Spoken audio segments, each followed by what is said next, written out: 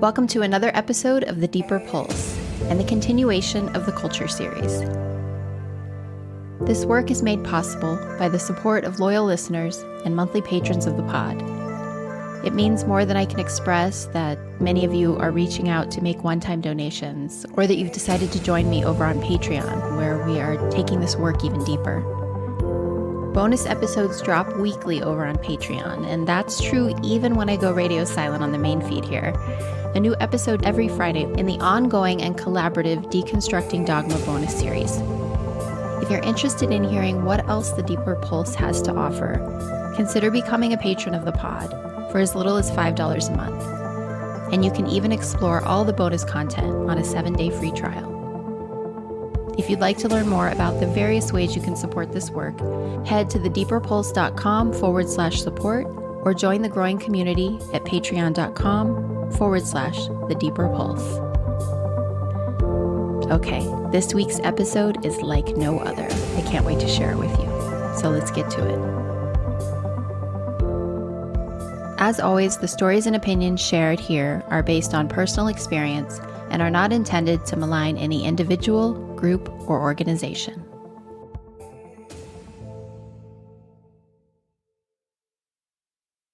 Today, you're in for a very special treat. This is a conversation that I had a few months back, but I've been saving it. Why? Because this conversation weaves together many of the threads we've been untangling in more recent episodes in this series. I initially sat down with this week's guests to learn about their one-of-a-kind approach to cult recovery through art, music, and theater. And I did learn about it. You will too. And yet, even more so, I was moved by the way that these two individuals seem to have their finger on the very pulse of this podcast series. Pun intended. Not only do Teruyo and Lennox share their personal stories, not only do they reveal why and how music has been such a powerful part of healing from early in life traumas and cultic abuse, they also help me to deepen and carry forward an ongoing discussion around the systemic forces, both internally and externally, that have long put the cult in culture. And I'm really excited for you to meet them. Teruyo is a racialized, queer, neurodiverse, non-binary theater artist, anti-oppression advocate, and academic. Teruyo's encounter with cults and the aftermath of manipulative mind games have fueled their drive to delve into healing and reclaiming identity through anti-colonial and anti-racist cult recovery. Through their academic research and the creation and production of original plays and musical theater, they aspire to amplify the marginalized voices of the global majority, foster socio-political change, and cultivate trauma-informed artistry. Lennox is a neurodiverse, non-binary, queer theater artist. They've endured the clutches of multiple cults, ranging from religious and spiritual to white supremacy. Ditching society's expectations and cultural boundaries, they've fully embraced their love for writing musicals, giving toxic masculinity the finger. Their creative outlet? Crafting badass socio-political musical stories that resonate with their true calling. They're rewriting the rules and reclaiming their rightful place behind the instruments. Inspired by their own lived experiences, together Teruyo and Lennox have been creating a musical that centers around cult recovery. The musical follows Jess, Clara, and Jake as they navigate the aftermath of their time in a shamanic cult, with flashbacks intertwined with their attempts to reconnect in the present. The narrative delves into the challenges of PTSD and the repercussions of cultural appropriation. The story calls out spiritual avoidance and the dangers of diluting genuine accountability with empty optimism. Emphasizing the significance of hearing the voices of the global majority, it champions allyship rooted in the true experiences of marginalized groups over the elite's uninformed biases. Central to the narrative is the question, can we truly escape the cult-like grip of colonialism and prioritize justice in our collective journey toward healing? Peppered throughout this conversation, you're going to hear smatterings of their music. It's just a small taste of how their artistry is giving shape and texture to the hard-to-articulate experiences of coming out of a high-demand group or coercive relationship. Talking with Teruyo and Lennox is a pure delight, and listening to their music, an affecting experience. Which is why I'm doing things a little differently this week. Rather than offering up a lengthy lead-in to this conversation, I'm going to allow their music to weave the thread that carries us through. I really love these two humans, and I have a feeling you will too. So without further ado, here's my conversation with Teruyo and Lennox.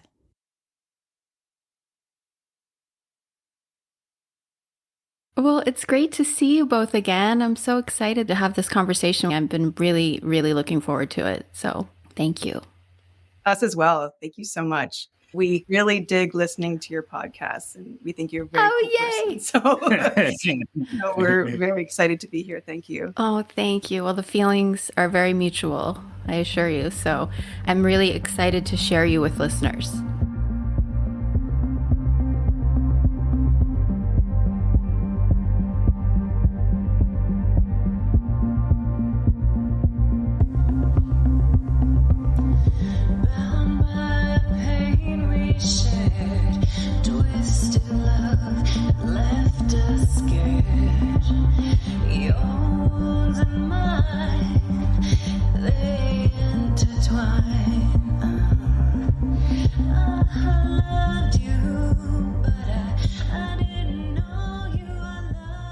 Our musical is semi-autobiographical. So this is a story of what happens after you leave a cult. What does that recovery look like for different people? And the main character, the lead character, is coming from me, inspired by my experience and coming as a voice of the playwright. Being the last one to leave the cult, embarks on this journey to reconnect with these two people who were very close and special to them inside the cult, and learning about what their relationship was, what was their unraveling of that relationship, and is it possible to mend that and come back together and really get to know each other for the first time outside of the context of the cult. It's a lot of mess. It's a lot of messiness, and just the daily struggles, the realities of, how do I function with CPTSD? How do I apply for a job now that I have a big blank space on my resume? All those little things that often are not addressed because I believe we're living in, a silenced cult epidemic, things that are too uncomfortable for a lot of people to look at closely because they'll see how much it's part of their lives as well. Yes. Yeah. And in trying to heal through that, there are a lot of supports and therapies that are so helpful. But when you come out of cults, you're most likely victim of the financial abuses that occur during cults. So you don't have the access to the healing modalities, to the techniques, to the professionals, to the supports, to the space, to the rest, to the foundation of a clean, warm shelter, whatever it is. There's so much that's just not there.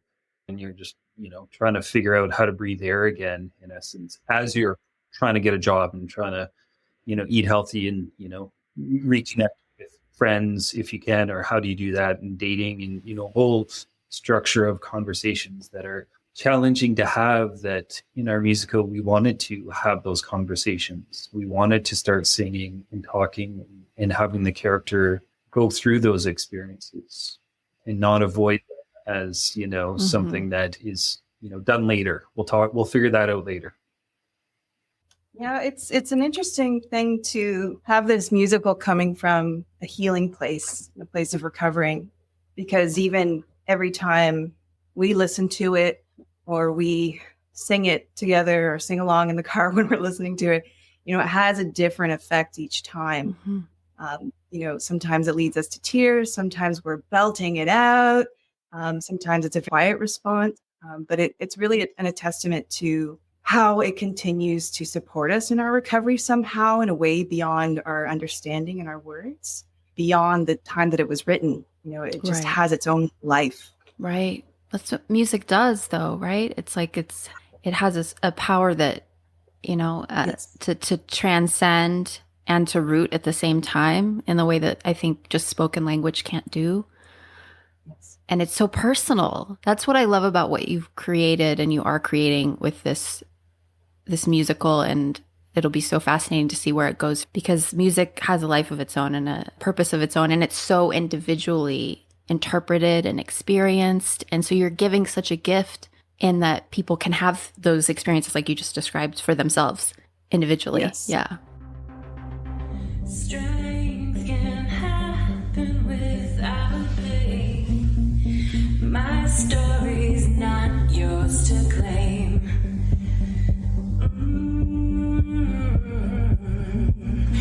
My story's not yours to claim. Yeah, it's amazing how much easier it is for us to sing about it than it is to talk about it. Yeah, I wondered about that. Say more about that. I'm remembering when I started my therapy, specifically addressing cult recovery, feeling like there was this ball in my throat, or it was hard to get the words out, and all the feeling that comes with it, the shame, the guilt, the grief, all of these feelings coming forward, and learning how to name it was very hard. So it was almost like choking a bit when I'm trying to speak about it and process it. Yeah. But it was really after those therapy sessions, after something got a little shifted in me, that these songs needed to come out and land somewhere. Mm-hmm. And that's what this musical provided for us, a place to process it, to make it beautiful, and really part of our reclaiming of our voices and who we authentically are. Yeah. Yeah, for me, it was, I always think emotions to me are something that I can use words to gather. Some people can smell colors. I think I hear emotions. Mm. I hear my trauma and I hear what's coming up through me, but then I have to sort of filter it through my limitation of language. And also in all of the cults I've been part of, they've transformed the language. It's sort of very consistent part of cultism is that, taking a language and taking words and turning them into something. So I have all these mixes of words, and I don't even trust the words that I do know. I still don't trust it. There still is a filter of uncertainty. But when it comes to the music, when it comes to the sounds, it just reaches a more genuine place. Not to say that the cults haven't taken music and manipulated it to their own thing, but there was just something like a bridge that was easier to rebuild in that aspect for myself, and to express my emotion, the sounds that would come out and the choices that we'd make in the sounds, in where it would go. It was instantly like, oh, finally I can get it out, Yes. And then it flooded out. We've written 11 songs for this musical, Wow. And it comes from so much material that's been deep down inside of us for so long. I love that you spoke to the way that music gives us an opportunity to express beyond and outside of language, given especially what happens with language in cultic environments, and how, gosh, like that's been such a process for me. And I think this is going to lead perfectly into your stories, especially coming out of New Age culture, how many words and how much language has been either watered down or appropriated or misused. It's like so many words that for some probably seem benign, for me are supercharged. And so how do I find words when many of the words are contaminated by these experiences? There's a purity that music offers, any form of artistic expression. So yeah, that was just gorgeously articulated. Thank you for that. And then you add in the element, this is not just music, this is a musical. So this is where my conscious brain can project a narrative that I see on stage that helps it heal in a safe place. It's like a reliving of the trauma in a very safe environment with music that I've created and constructed, where we can, actually process something. And the concept of having the musical creates another layer of expression that I've never experienced before, that just seems so natural in my healing. Yeah. it's been a part of different studies that I've looked in my research. The forms of expressive arts therapy, like drama and music, there's this opportunity to rewrite the story and say, now knowing what I know, can I weave into that narrative of who I am? And, even blocking it out so that I know what to do should I come across it, or more like when I come across it again. Yeah. Because the culture is rampant. It's everywhere. So there's something really empowering about, being in that safe, contained world of possibilities where you can be curious and fly with all the possibilities, like a child's mind, just having that open imagination. Which is really a reclaiming that we're in. That's a big part of we're reclaiming. Depending on how far back for each individual that cultic influence goes, some of us had a lot of those dynamics present in our families of origin for reasons that we'll get into later in terms of the water we're all swimming in, right? So the ability to take back that sense of innocence and to learn to trust our instincts again is such a huge part of the healing. So let's talk about how you got there that led to this whole endeavor and this healing out loud process for you. Would you be willing to give us just an overview? I know there's a lot that we could go into, but each of you, an overview of your story in terms of why you're doing this work. So for me, I have been a cult hopper. I was born into Buddhism. My parents were both practicing Buddhists, my father from Japan. And they were invested in the alternative medicine, new age industry from the get-go. My father had training as a shiatsu therapist from Japan, and he came over here with, the mission to spread shiatsu into Canada and to be a leader in that field, which he was. And so my parents founded a massage school and a shiatsu school for training. And that connects to all the other kind of modalities, right? I was right. That was the normal I knew. So it felt like a very safe imprint on me to explore these avenues of spirituality, of energy, of aromatherapy, all of these things that are not directly recognized in Western medicine. So that's what really ripened me to fall deeper into this last New Age shamanic cult. For those that are unfamiliar with shamanism, it's based on many different indigenous cultures and their beliefs and practices and spiritual healing traditions and practices from different parts of the world, different indigenous cultures, kind of conglomerated together, brought together from this Western point of view, and giving these ways of accessing spirit or the unseen. And the term shaman is a Siberian term that means the one who sees in the dark. And often the shamans of these communities, they act on behalf of their community to receive, guidance, healing for the community and other members. But in its translation to the Western New Age cult, it becomes the dangerous part of cultural appropriation. Yeah. So that was the last cult I was part of for 16 years.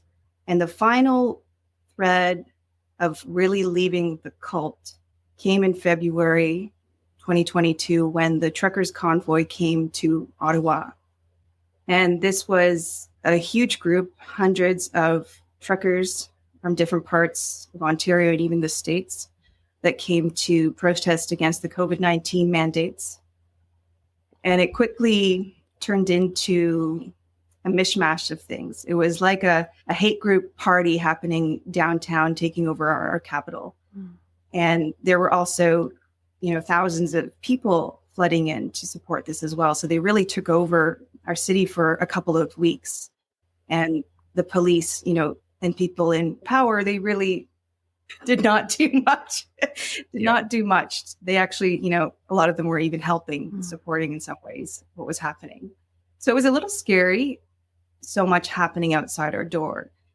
And what was happening was there was leaking information coming out about the key organizers of this movement were white supremacists and far right-wing people, part of hate groups. We started seeing Confederation flags on the trucks, people saying fuck Trudeau or Prime Minister, all these kind of things happening. and hate crimes started escalating and happening here. So people, that don't stand in that typical mold of the white, cisgender, heterosexual person or male presenting, everyone else was at risk leaving their houses. So during that movement that was happening, I witnessed many of our cult members very vocally supporting this movement, regardless of all of this information of its association with these groups. And it really just struck me. And it was the final hit that woke me up.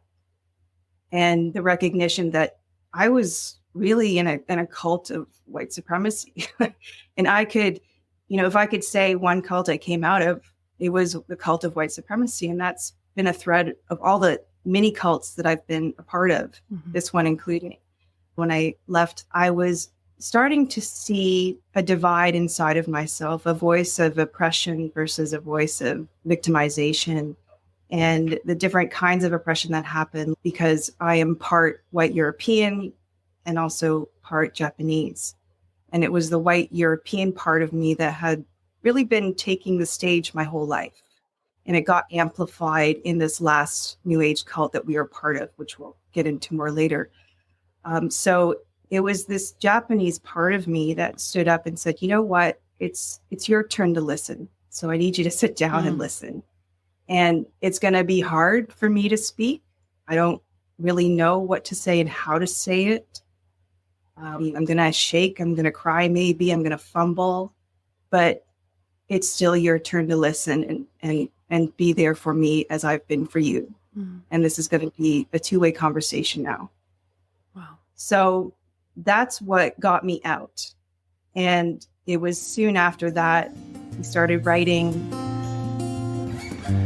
If you think that this could never happen to you, then you're making it easy for us to do this to you.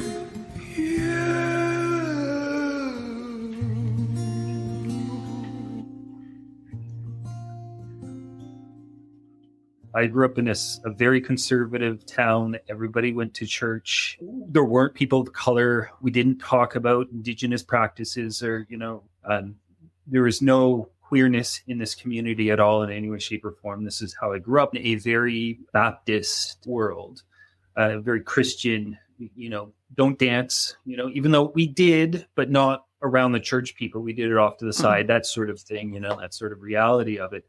Footloose? I was just thinking the same thing. Somebody had to say it. 100% the Footloose was it. In that story was very much like, like a slight exaggeration, but really not that far. Like my world could have been that with a couple of, steps in one direction or another. Summer camps, Baptist summer camps, which were much, much stricter as time went on and became much more cult focused in their aspects of it. And when I got out of that, I, decided I'd travel around a little bit and see the world because that wasn't right.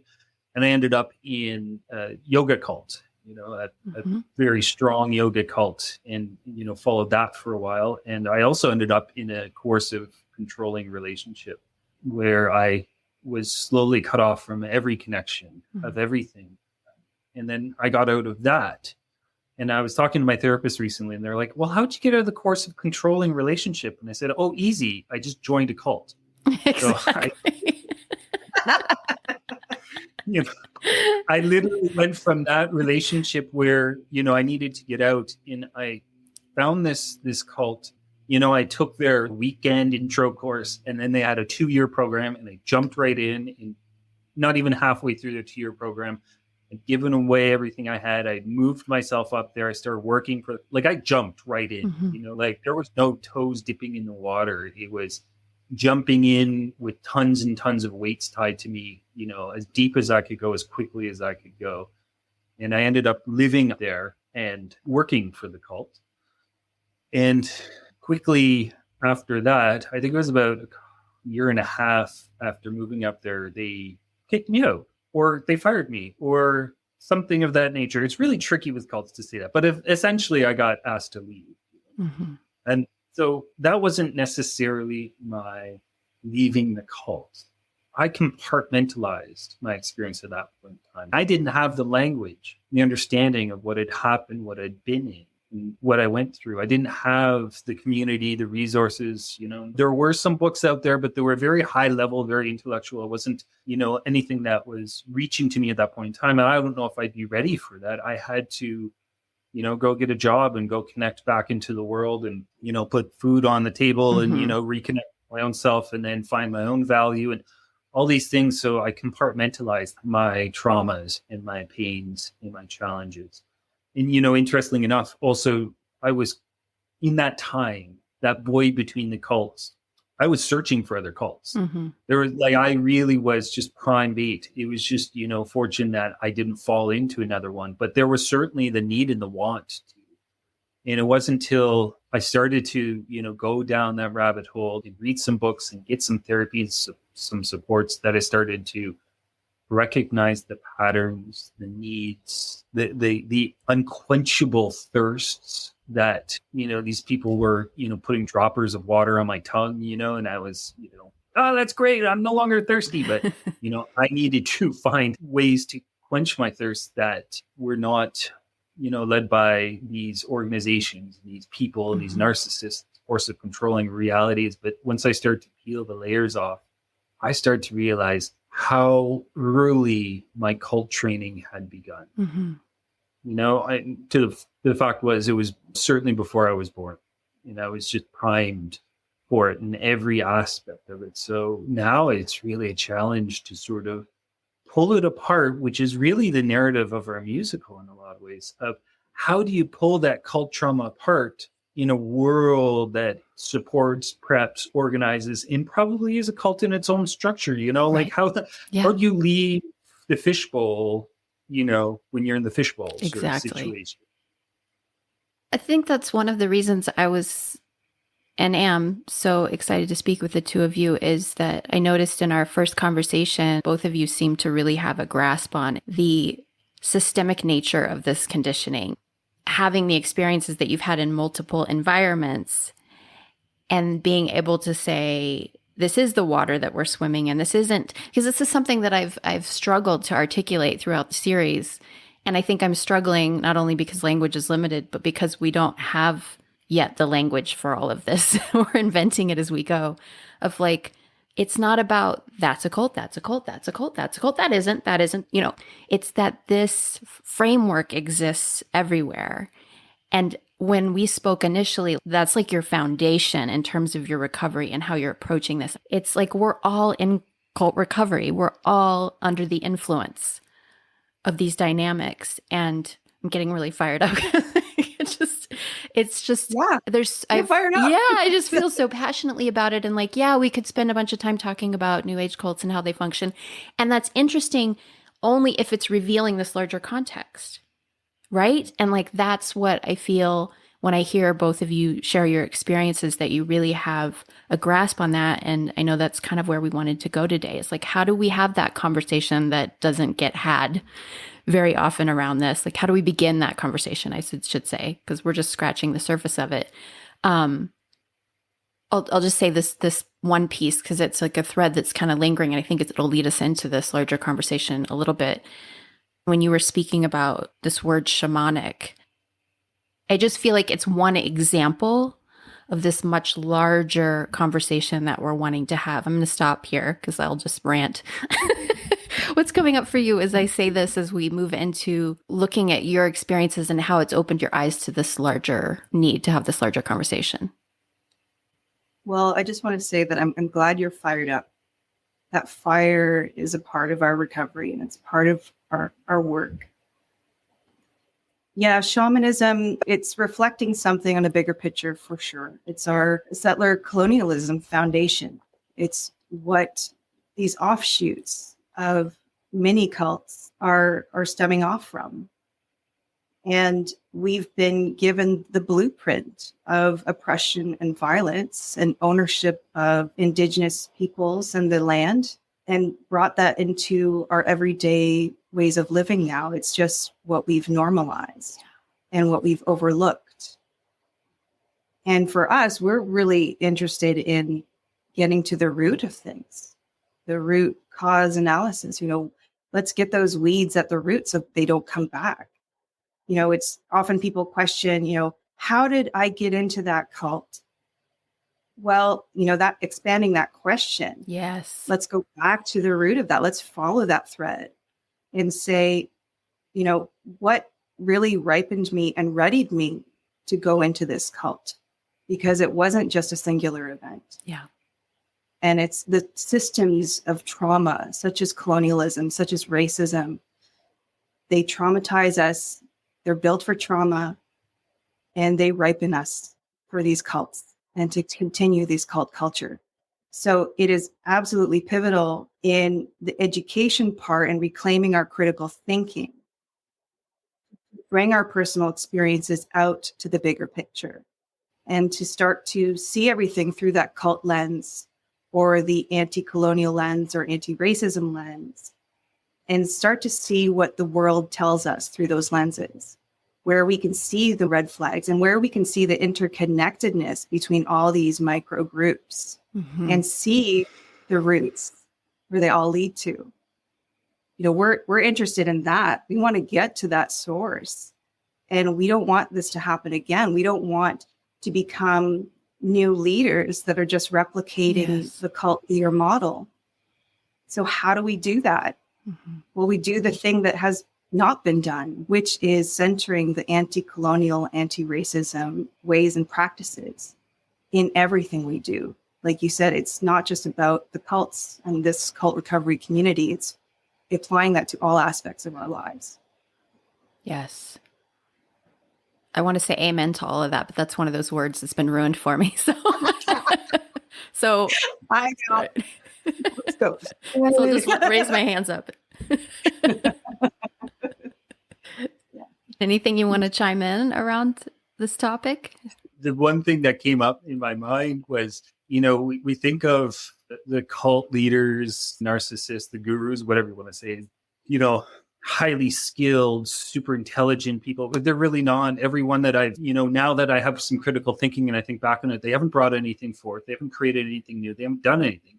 All they found is they found a programming in the system that they could hijack, and they manipulate it for their own advantage. And it's not because they're so genius that they can do it. It's because it's ripe in there, ready for the taking. And the narcissism within themselves, the issues within themselves, or whatever it is, allows them to go, well, if you're going to leave your wallet open, I'm going to take all your money. Thank you. It's so right there. And I think, a lot of times people talk about how'd you get into the cult, and tell me about the guru and the leader and all that sort of thing. We focus on this, and all the sort of, the popular media right now is talking a lot about the leaders.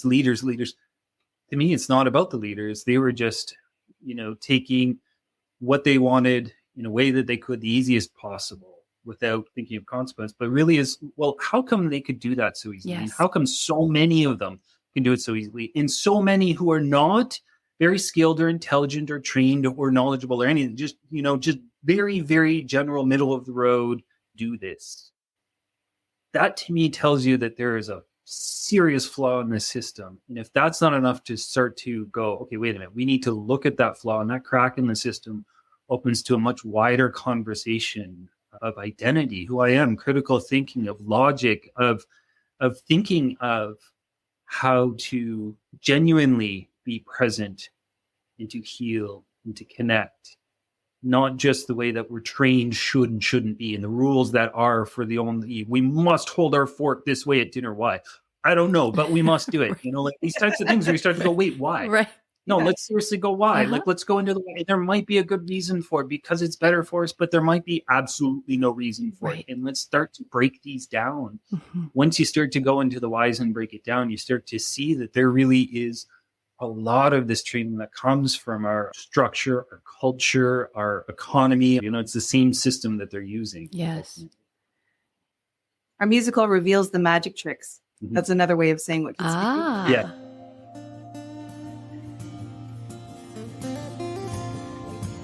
and we only needed to master one trick. And we have nothing to sell, nothing to teach, nothing to give, except the illusion that we have what you need. When in fact, we need you way more than you need us, but shh, don't spoil the magic trick for the new recruits. We have a dynamic which was challenging because our musical is about what it's like to get out of a cult. It isn't what it's like to be in a cult.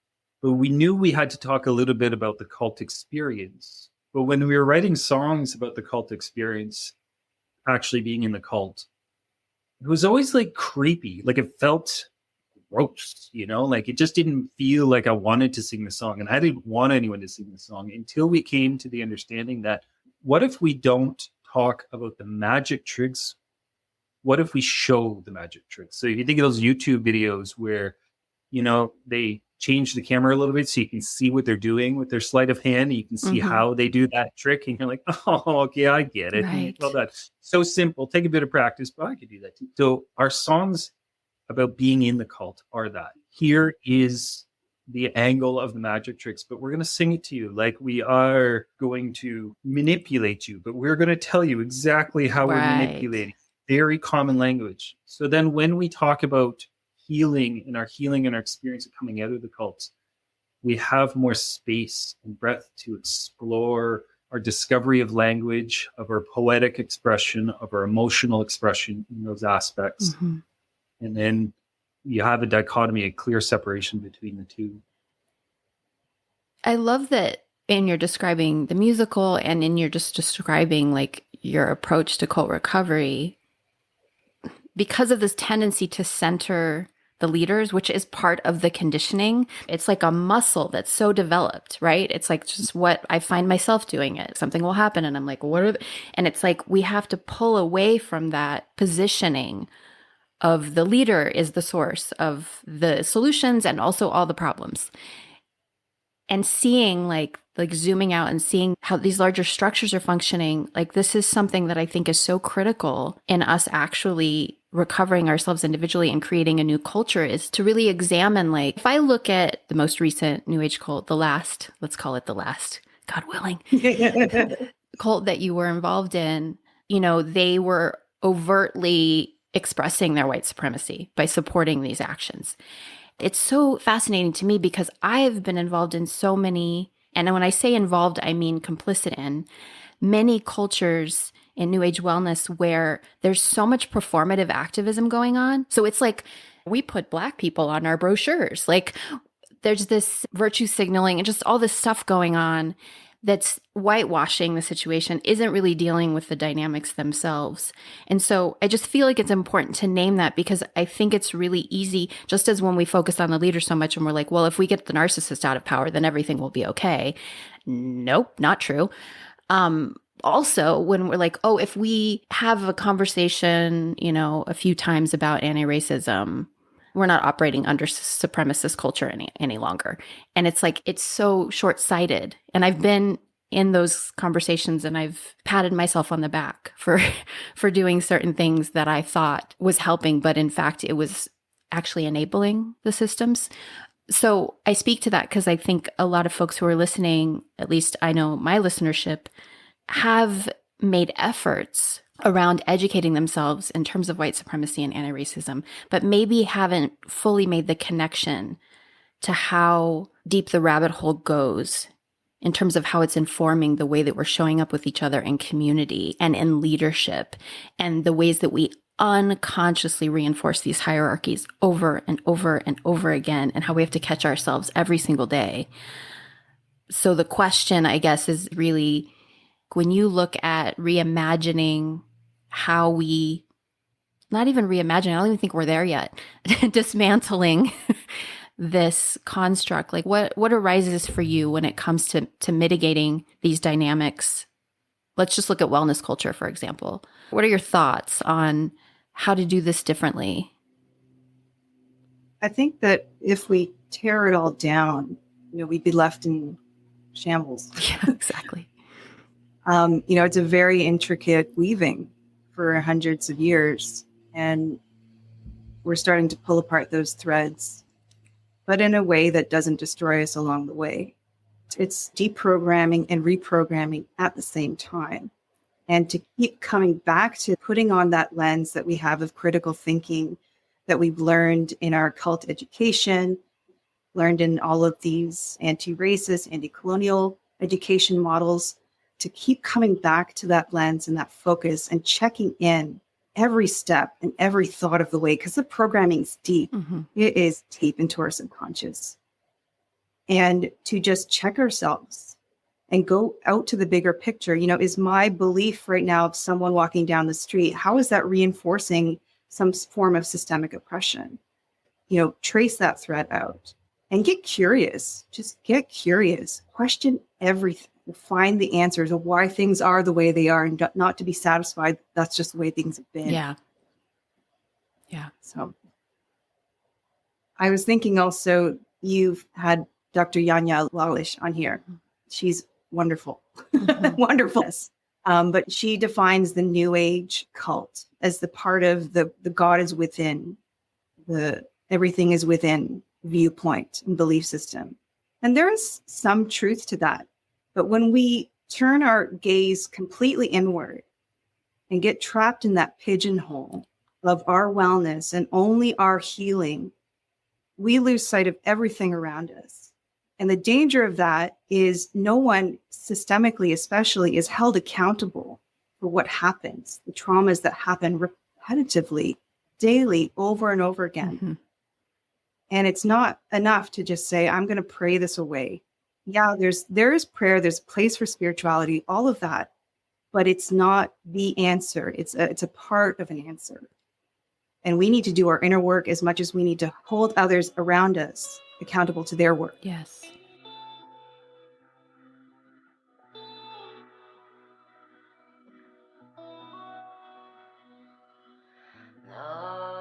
Lost and vulnerable, broken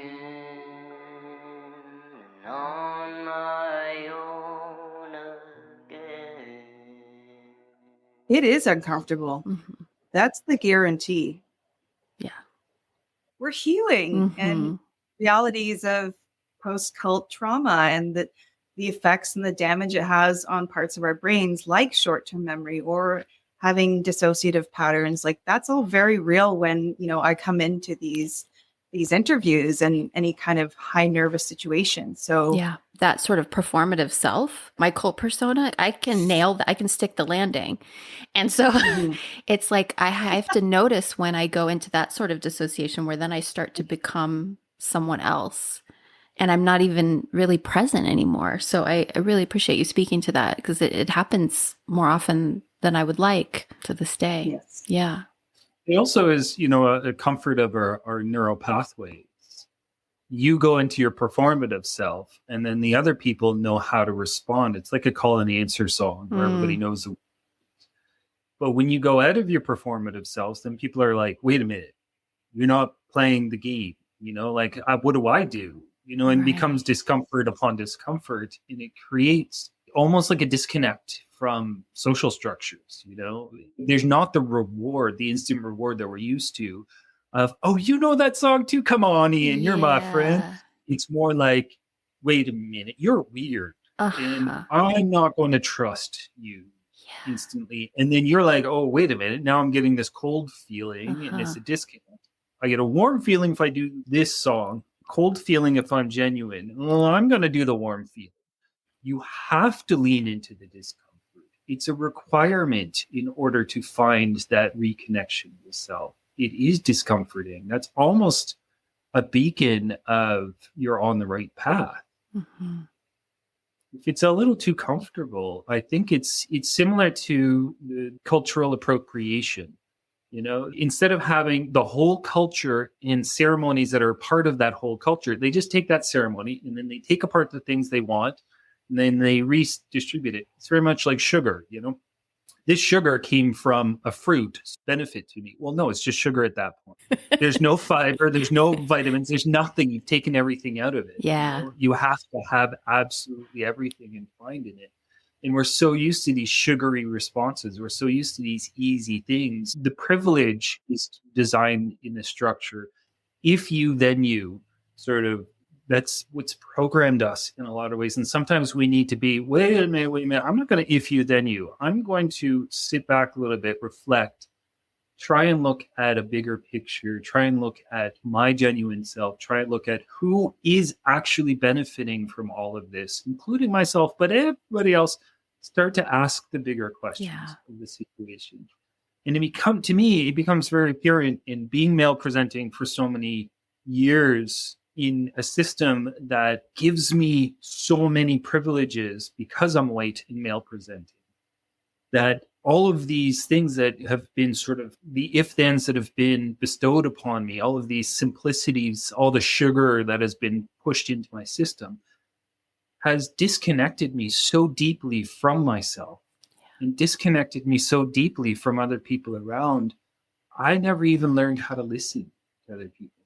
Mm-hmm. Because what do you learn in school? Important people are white men. You must listen to them. And so as a white man, people would listen to me innately. They would. And it would be this program of I'd have more ability to talk. But then I had more experience to talk. And so I got better at talking. I've had years of experience where people let me do this.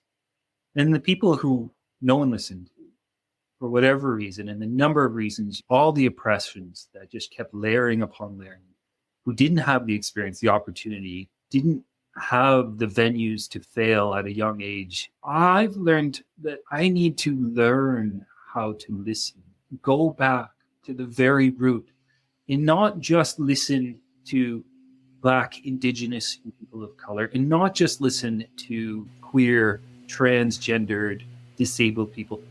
Listen to everybody and reconstruct my construct of what listening actually is, and go back to the very root and say, I never was given the tools to actually listen. Yeah. And from there, I can start to even imagine, and I'm not there yet at all. I'm still pulling off those layers because the brain is a very programmed and powerful machine, and it takes over. As I'm learning how to listen more and more and more and catching myself, I know this will be a lifelong process of continually deprogramming my soapbox skills and going back to learning to listen, really sitting in the listening zone for a long time. Mm-hmm. And we are going to feel uncomfortable. That is the guarantee. You know, the sooner we can accept that and welcome that as a part of our recovery and this important work, the sooner we can get to the crux of it. Because there's, as you said earlier, we're all swimming in the same water. There's something all of us have to be accountable for. We all have certain privileges and oppressions, different intersectionalities, but we all have a role to play. And it's another guarantee that, you know, we're going to fuck up. I'm sure I'm going to look back and listen to this episode and say, damn it, why did I say that? Same. Or I didn't say that. Yeah. But it's the willingness to fuck up, to stumble, to learn how to use those authentic voices, to learn how to listen fully in a new way to each other. That's the work. Mm-hmm. Perfectionism itself is such a big part of this. I had a conceptual understanding that, but it's starting to really land in my bones a little bit, like just how ingrained this unwillingness to be authentic and take risks in communication and in connection and have uncomfortable conversations is because I've been ingrained with this idea that like I am fucking it up if I don't do it perfectly, right? Like that is so deep inside of me. And it's the thing that I have to push through the most to be courageous, to put out a podcast, to sit down and have a conversation like this. You know, even that idea that exists, that there is such a thing as doing it perfectly, is a function of white supremacy. So it's like, that's why this is all just like a big tangled mess, and it's going to be messy. And that's the point, is that we haven't been willing to be messy. If there's listeners out there who are still struggling like with this connection between, I still don't fully understand why white supremacy has to do with the org, for example. It's like, think about being in an org training and how doing it right was like so critical. expressing ourselves a certain way, moving a certain way, all the things. And you can draw a direct connection between that and supremacist culture. It's functioning there, whether there's a person of color in the room or not. It's present, and it's that sense of oppression and the way that we've internalized it. And I have such a long way to go when it comes to that. That's why I say, like, the cult leader lives inside. It's like, that is an ongoing thing for me, to be so critical of my own expression instead of really just listening for what's the meaning that's being created in this conversation and where is it taking us? Who cares if we said it perfectly? Like, does that really matter? Like, it goes so deep for me. I don't know about y'all, but for me, it's very deep. Yeah. And what a wonderful control tactic. Keep the people silent. It's trauma-based too. Yes. And anti-capitalism. Let's talk about, it's all these connected threads of that. And being punished for that, being humiliated for not being this idea of what is defined as perfect. That stuff is really real. We have trauma. We have memories of that. So it is a completely different relearning of how to be vulnerable and authentic and speak from our hearts and be fully honest and be okay with that. The concept of perfectionism in white supremacy is, it reminds me of how to create a new community without bringing the old training into it. And it's that same thing of perfection of, I need to be perfect. So now I'm going to be the perfect, ally. I'm going to be the perfect anti-racist. I am going to solve the white supremacy problem. I'm going to be so good that I'm going to get down. That concept eliminates the possibility of actually doing the work necessary by itself. It is so insidious, the processing that goes on inside of us. It's like, yes, I can do it, and I'm going to be the best ever. It's like, whoa. And that's the catching that I always catch myself, how programmed it is. And I cannot listen honestly and integrally if I'm listening with the lens of trying to be the best or trying to be perfect, and not giving myself the space to learn how to be really messy and how to work and exist and live in messiness. Be okay with that. And the gift about being creative and why musical making has been so pivotal for our recovery and our growth as who we are is because it asks for a messy process. It gives permission to that. Yeah. Like a child playing in a mud puddle. It can be fun. That's where you get to discover things that you couldn't have conjured up or imagined. So that's the gift of being creative, whether that means hosting a podcast or writing poetry and journaling, or cooking, whatever it is that allows you to be messy and bypass that perfectionist narrative and that voice that really is not ours. That's so central to recovery. It's really a return to our humanity. There's lots of lip service around being human and authentic. Like, I feel like authenticity is one of those words that's starting to get the life beat out of it. Because it's just what we do as humans, right? We just kill all the words. Vulnerability is another one. It's like they become buzzwords and then they start to become meaningless over time. But what they're pointing to, I feel like, is this return to humanity and what connects us, like, outside of these constructs of who we think we are, which is really what cult indoctrination is about. Let me tell you who you are. Let me tell you who you are. Let me put a label on you. And then you conform to that. You comply and you fall into that category. And everything operates in this systemic way that benefits people in power, by the way. Instead of just being like, we're human, we're messy, we, not everybody. I mean, that's been a big thing for me. And two, in my recovery is like expressing myself. I just released an episode on Patreon and there was like something I said in it. And I was walking on the trail and like the little voice came in and was like, I can't believe that you said that. Do you know how many people that's going to piss off? And it was just, that's authentically what I was feeling. And like, that's a muscle for me to just be like, I'm leaving that in there. That's authentic. It's going to, and like for us to just be able to be authentic, but we can't be authentic if the world around us won't allow us to be. So that's why it's like we all have to do it together, right? Like you just described so beautifully, the warm feeling and the cold feeling, right? How do we exist in a world unless we're all deprogramming? Like, how do we exist authentically in a world? We have to all deprogram. We have to all be willing, or I should say, critical mass, be willing to do this work. And I just cannot thank you enough for being brave enough to have this conversation with me, for all of us, that we can be unlearning out loud together and practicing this together just means such a tremendous amount to me. Yeah, this musical is for people who have experienced cults and high controlling environments or relationships.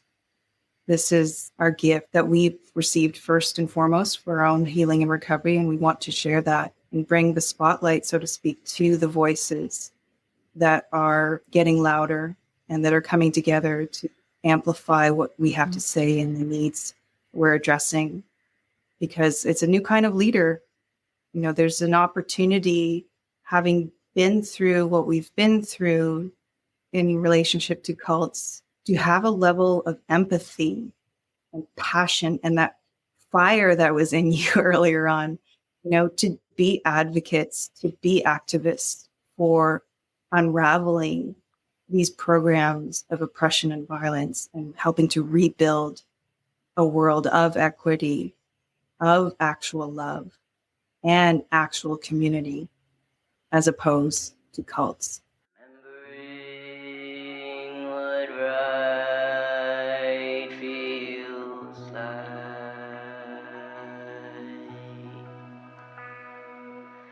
Breathing hurts. How am I going to trust somebody again? Coming out of these communities can be really lonely. And I've been fortunate in doing this podcast that I've been able to create a recovery space for folks coming out of the organization that I was, the last cult that I was involved. Well, that's not true. Let's just say one of them. And that's been incredibly healing, where we've all had such unique and different experiences. And then we see how much they overlap and are able to feel that, like the part of me that was taught to gaslight myself around every little thing. The more conversations like this I have, the more free I become from that. And especially a conversation like this where you're really willing to go to that. The Deeper Pulse is the name of the podcast. And that's really where I feel like we went today. And just to say, there's so much more depth to explore when it comes to this. We just scratched the surface and we knew we would. That's all we knew we could do today. And I hope that it inspires more folks to ask these questions too. And I just can't thank you enough for your courage and your willingness to wrap language around all of this for us. It means the world to me that you're here today. You're welcome. Thank you. Thank you so much for your work and for paving the way and providing this safe space for us and so many others. It really is such a difference to relearn what community is and how that impacts the healing process and the recovery process. It can be very lonely, as you said, and that is a lot to process on one's own. So having these platforms like you've created where we can come together, it makes all the difference. And I hope to spread the word and the news about your work and what you do to more and more people, because you're such a great person. we hope to keep the conversation going with you much longer and in other ways. Yeah. Same. Remembering what right feels like.